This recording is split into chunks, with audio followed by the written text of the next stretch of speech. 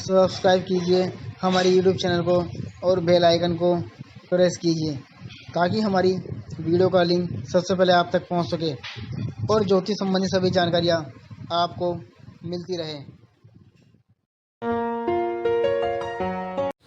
नमस्कार दोस्तों, स्वागत है आप सभी का हमारे इस यूट्यूब चैनल पर। आज हम बात करेंगे गुप्त नवरात्र के बारे में, जो कि शुरू होने जा रहे हैं 19 जनवरी से, और 19 जनवरी से शुरू होकर ये 27 जनवरी तक चलेंगे, यानी कि 9 दिन चलेंगे।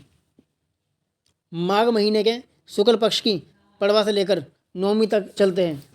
वैसे तो साल में 4 बार आते हैं, 2 गुप्त और 2 प्रकट हैं। तो ये माघ महीने के गुप्त नवरात्र हैं।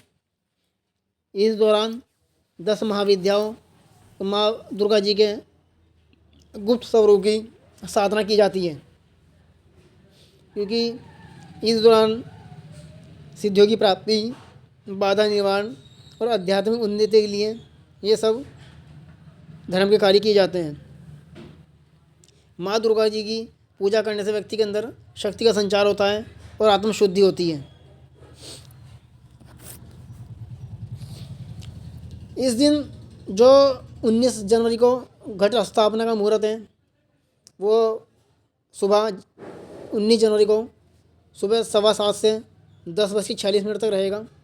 और उसके बाद जो दूसरा मुहूर्त है वो है अभिजीत मुहूर्त, वो दोपहर को 12:11 से 12:53 तक रहेगा।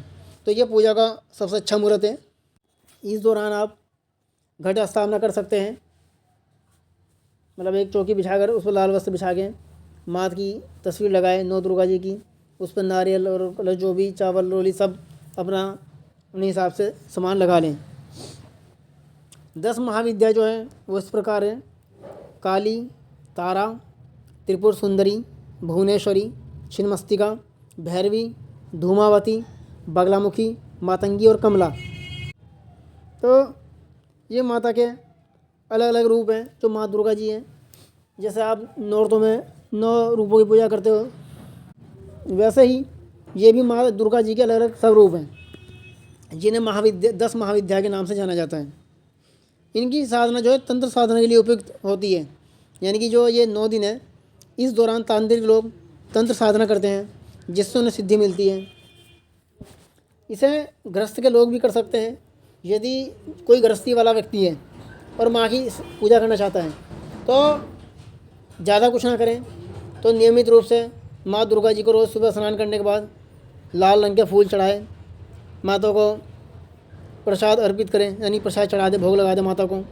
माता के आगे दीवा जलाए देसी घी का रोज़ नियम से, और माता के मंत्र का जाप करें। मंत्र है ओम दुम दुर्गाय नमः, या फिर दूसरा मंत्र है ओम ऐं ह्रीं क्लीं चामुंडाय विच्चे। ये 2 मंत्र मैंने आपको बताएं। इसके अलावा दुर्गा सप्तशती की किताब में बहुत सारे मंत्र हैं, जो भी आपके उचित लगे आप उसे पढ़ सकते हैं, और उसमें कारण भी दिया हुआ है कि कौन सा मंत्र किस साधना के लिए करें, किस काम के लिए करें।